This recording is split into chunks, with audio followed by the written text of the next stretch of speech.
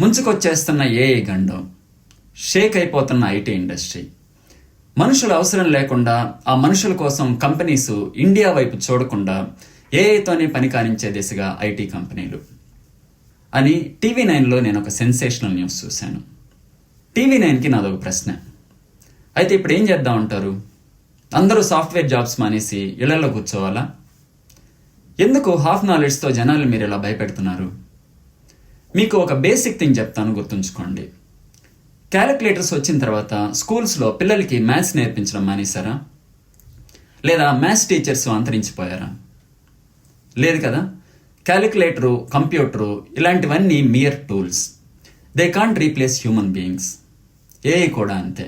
మన టైంని సేవ్ చేసి ఎక్కువ ప్రొడక్టివిటీ వచ్చేలా హెల్ప్ చేసే టూల్సే ఈ AI agents like Claude Code, Devin etcetera. పైగా ఇవన్నీ ఓవర్ నైట్ జరిగిపోయి ఎంప్లాయీస్ అందరూ ఒక్కసారిగా రోడ్డును పడరు.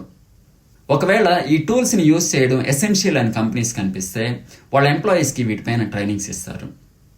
మేబీ ఈ ఏఐ టూల్స్ రావడం వల్ల కొన్ని బేసిక్ అండ్ రొటీన్ వర్క్ చేసే వాళ్ళ జాబ్స్ పోయినా అంతకి 10 రెట్లు ఎక్కువ ఏఐ రిలేటెడ్ జాబ్స్ కొత్తవి క్రియేట్ అవుతాయి.